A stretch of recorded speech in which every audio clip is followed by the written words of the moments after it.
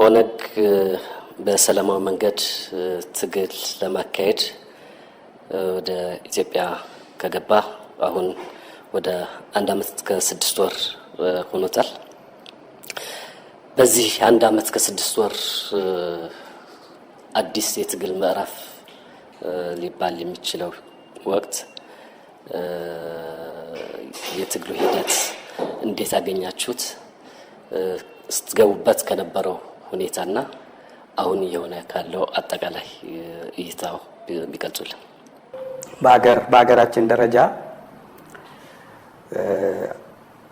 የፖለቲካዊ ለውጥ ሲመጣ በህዝብ ግፊት ፍላጎት በትጥቅ ትግል ሲያካሂዱ የነበሩ የፖለቲካ ድርጅቶች በሰላማዊ መንገድ መታገል ይሻላል ተብሎ በድርድር ነው ወደ አገራችን የተመለስ ነው።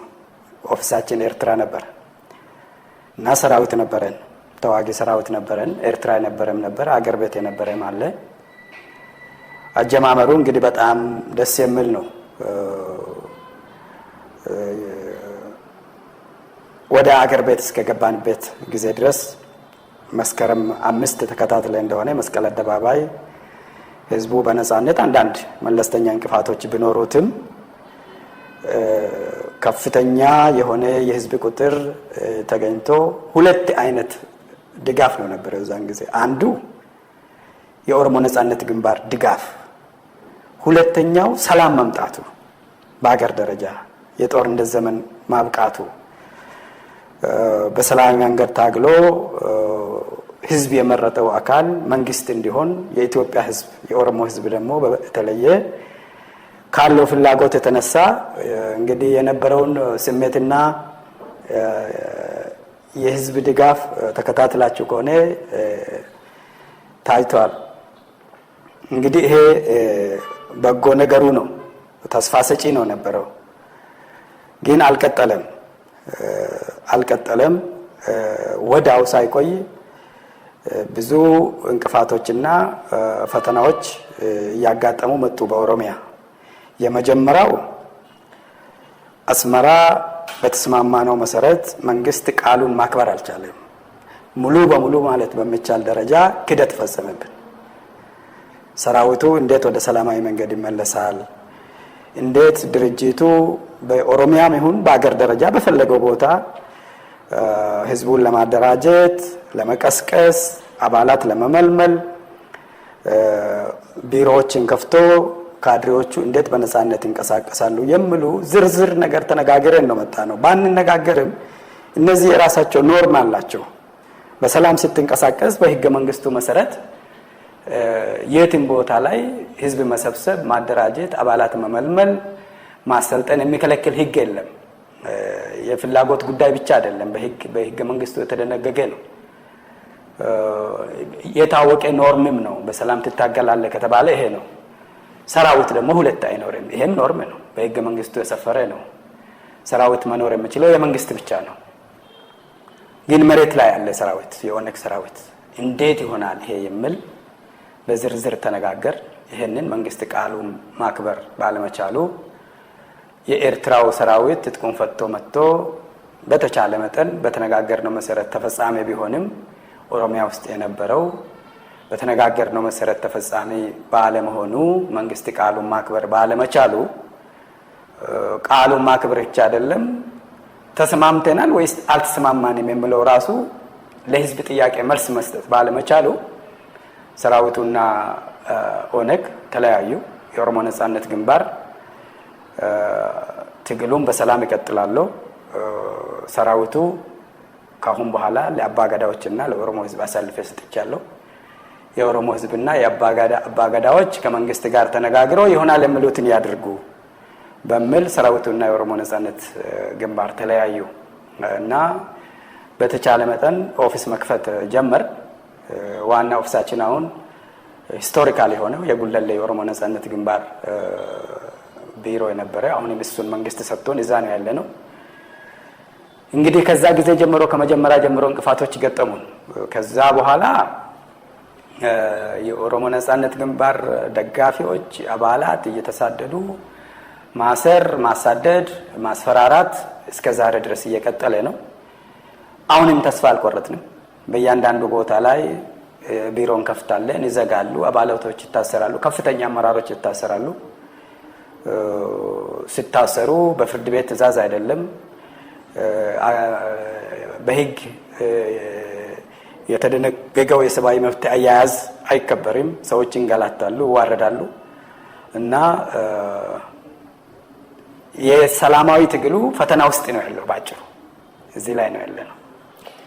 ምንድናቸው ተጨባጭ ያጋጠሟችሁ ችግሮች?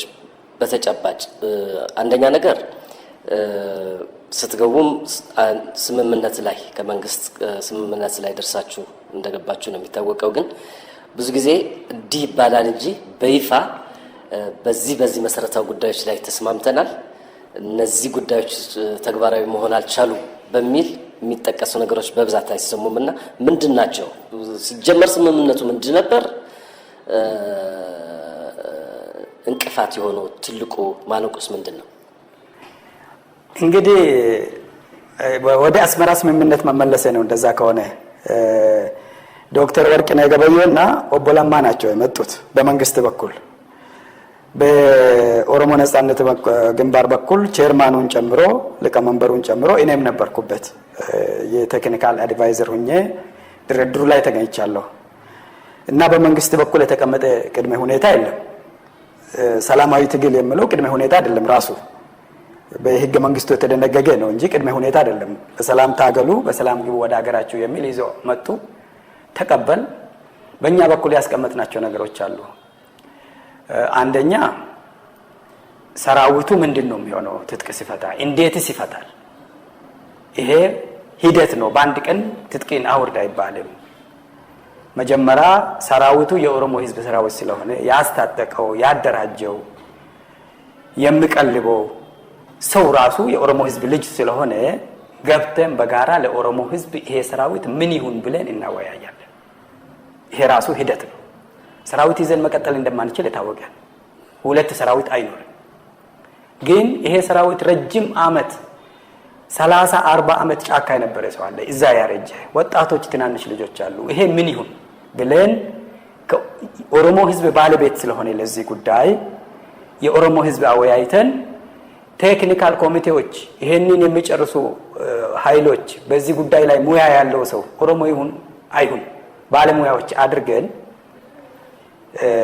አንድ ልባት ላይ እንደርሳለን። የኦሮሚያ ፖሊስ ነው የሚሆነው፣ ትጥቅ ፈቶ ተቋቁሞ ወደ ሲቪል ስራ ነው የሚገባው፣ ወደ ሌላ መንግስት ሰራተኛ ነው የሚገባው የሚል ብዙ ደረጃዎች አሉት። አንዱ የግለሰቡ ሜዲካል ብቃት እድሜ አለ። ሰራዊትና ፖሊስ ለመሆን ፍላጎትም አለ። የሰውየው ፍላጎት መሆን ይፈልጋል ወይ? ይሄም አለ። ልምምድም አለ። 30-40 አመት ጫካ የኖረ ሰው የማህበረሰቡን ኑሮ መለማመድም አለበት። ይሄ የኦሮሞ ህዝብና ሌላም አካል የሚረዳን አሳትፈን በጣም የተደራጀ የተስተካከለ ወደ ኋላ የማይመለስ ለአንድና ለመጨረሻ ጊዜ እልባት እንሰጣለን። ከዛ በኋላ የሰላማዊ ትግሉ ወደ ኋላ መመለስ በማይችልበት ደረጃ እንሄዳለን የሚል ትልቅ ነው። ይሄንን በጋራ ተስማምተናል። አስመራ ያለውን ሰራዊት ደግሞ የት እንዳለና ቁጥሩንም እዛው ነው ጊዜ ሰጠናቸው። እሱ ትጥቅ ይዞም ስለማይመጣ አስቸጋሪም ስላልሆነ። ሁለተኛው የጉለሌ ቢሮ ጉዳይ ነው። ቢሮ ነው ለኛ እዚህ አሁን ያለንበት ቢሆንም ቢሮ ነው። ስራ ግን ከመጫና ቱለማ ጊዜ ጀምሮ ከዛሬ 50 አመት ጀምሮ በሽግግር ጊዜ ለኦነግ የተሰጠ ቢሮ እሱ ነበረ። ሂስቶሪካል ነው ይሄ ቦታ፣ የኦሮሞ ህዝብ ይፈልገዋል እና እሱን ትሰጡናላችሁ። ቀላል ነው ይሄ፣ ለመንግስት ብዙም ከባድ ነገር አይደለም አሉ። አሁንም ሰጥቶናል። እሱን በእውነት ከሆነ ተፈጻሚ ሆኗል። ሌላው የመጫና ቱለማ ጉዳይ ነው። መጫና ቱለማ የኦነግ ድርጅት አይደለም፣ መረዳጃ ማህበር ነው። ግን ለኦሮሞ አይከን የሆነ ድርጅት ነው። ብዙ እንግልትና ልፋት መከራዎችን ያሳለፈ ነው። ከኃይለ ሥላሴ ጊዜ ጀምሮ የመጫና ቱለማ ቢሮ የተዘጋው ያለ አግባብ ነው፣ መከፈት አለበት የሚል እና ኦሮሞ ሪሊፍ የሚባል ነበረ ድሮ፣ ኦሮሞ ሪሊፍ አሶሲዬሽን ኢትዮጵያ ውስጥ ነበረ በሽግግሩ ጊዜ። ስደተኞችን የተቸገሩ ኦሮሞዎችን የሚረዳ ድርጅት ነው፣ ኤንጂኦ ነው። ንብረቶቹ ቢሮዎቹ ኢትዮጵያ ውስጥ ነበሩ። ሁለት ነገር ንብረቶቹ እንዲመለሱ ካሉ መኪናዎች፣ ቢሮዎች ነበሩት። ከሌሉ ካሳ ይከፈልን። ካስ እሱም ከቀረ ህጋዊ እውቅና አግኝቶ እንደገና ስራውን እንዲጀምር የሚል እኛ አቀረብን። ኦቦ ለማና ዶክተር ወርቅነህ ይሄንን በሙሉ ተቀበሉት። እንፈጽማለን፣ ለመንግስት የከባድ ነገር አይደለም አሉ። ከዚህ ሁሉ ተፈጻሚ የሆነው የጉለሌ ቢሮ ሰጥቶናል። ከኤርትራ የመጣው ሰራዊት ገብቶ አንዳንድ ችግሮች ቢያጋጥሙትም የሚጋነን አይደለም፣ ተፈጻሚ ሆኗል። ሌላው ኦልሬዲ መንግስት ክደት ፈጸመብን። በዚህ ምክንያት ነው ጉዳዩ በተስማማነው መሰረት መቀጠል ያልቻለውና አሁን ለኦሮሚያ ጸጥታ እንደ ምክንያት ሆኖ በረሃ የቀረው ሰራዊት ባልነው መሰረት ሳይገባ ቀርቶ ጉዳዩ አሁንም ችግር ሆኖ ለኦሮሞ ብቻ አይደለም ለኢትዮጵያም ጥያቄ ሆኖ እየቀጠለ ያለው። ከኦነግ ሰራዊት ጉዳይ ትንሽ ወጣ እንበልና ኦነግ የሚታገልለት ህዝብ አለ፣ የኦሮሞ ህዝብ ነው። ባለፈው አንድ አመት ተኩል እናንተም በተለይ እዚሁ በአካል ተገኝታችሁ የትግሉም የሂደቱም አካል ሆናችሁ መንቀሳቀስ ከጀመራችሁበት ጊዜ ጀምሮ ሌላውን ትተን አሁን ህዝቡ በምን አይነት ሁኔታ ላይ ይገኛል? ተደጋግሞ የተነሱ ጉዳዮች አሉ። ከቅርብ ጊዜ ወዲህ በተለይ በምዕራብና ደቡብ ኦሮሚያ የተከሰተው ጉዳይ አለ። ድርጅታችሁን በቅርቡ መግለጫ የሰጠበትና እነዚህን አያይዘው አሁን የኦሮሞ ህዝብ ያለበት ደረጃ ምን ይመስላል? እንግዲህ የኦሮሞ ህዝብ ለኦሮሞ ነጻነት ግንባር ያለውን ድጋፍ ብዙ መግለጽ አያስፈልገኝም፣ ማንም ሰው ያውቃል። ግን ድጋፉን እንደፈለገ መግለጽ እንደማይችል ደግሞ ከፍተኛ ችግሮች አሉ። አባሎች በብዛት ይታሰራሉ፣ ያሳድዳሉ። ለምሳሌ እኔ እዚህ አገር ገብቼ 2 ወር ከመቆየቴ በፊት ተይዤ ታስሬ 1 አመት እስር ቤት ነው ቆየሁት። ምንም ምክንያት የለም። የታሰርኩበትን ምክንያትም አላውቅም።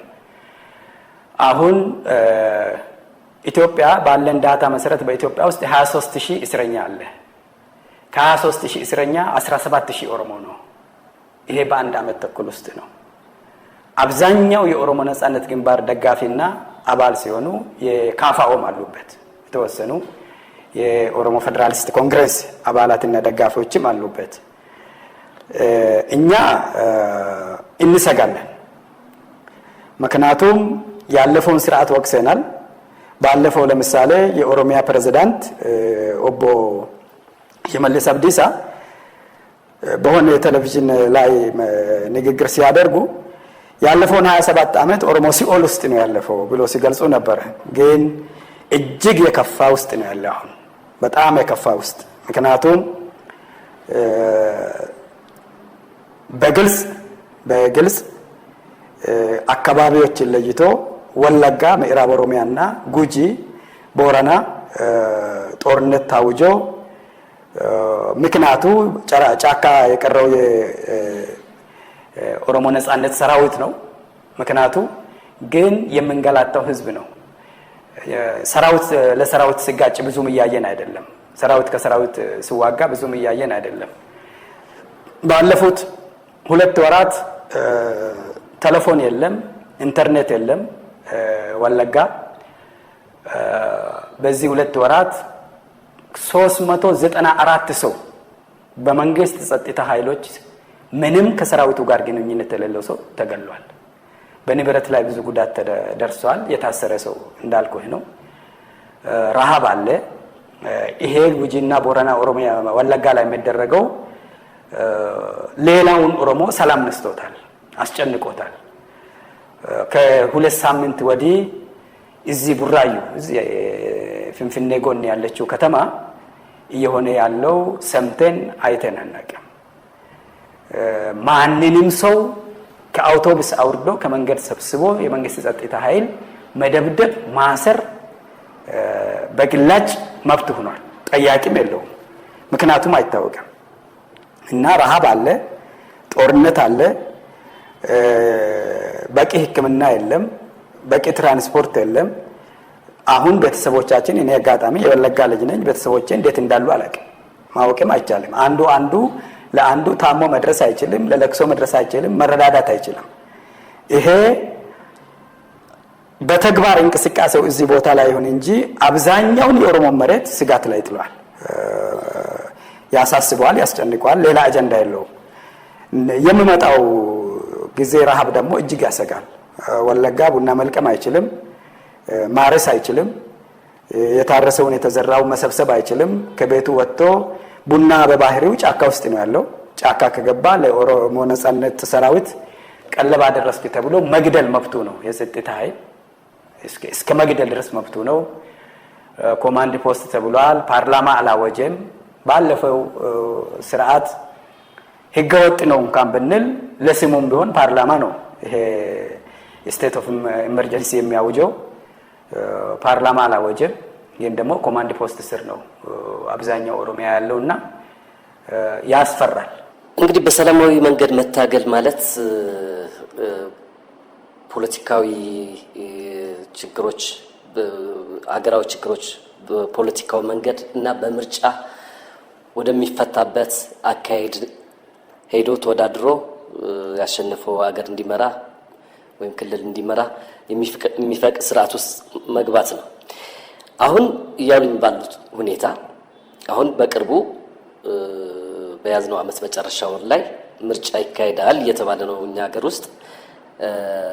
በእንደዚህ አይነት ሁኔታ ታዲያ እንዴት ሆኖ ነው ምርጫስ የሚካሄደው? የትስ ነው ያለው ሰላማዊ ትግሉ? ምርጫ ፍላጎት አይደለም፣ ግዴታ ነው። አብሬ ልትቀጥል ግዴታ ነው እንጂ አንተ አንዱ ድርጅት ስለፈለገ መንግስት ስለፈለገ የሚሆን የማይሆን ነገር አይደለም። በአንድ በኩል ስለተፈለገ የሚደረግ አይደለም። ህዝብ ራሱን በራሱ ማስተዳደር ብሎ ህገ መንግስቱ ከደነገጋቸው ድንጋጌዎች ውስጥ አንዱ መምረጥ ነው። የፈለገውን መሪ መምረጥ ነው። ይሄ የምርጫ ጉዳይ የፍላጎት ጉዳይ አይደለም፣ ግዴታ ነው። ህገ መንግስቱን እስካከበርን ድረስ።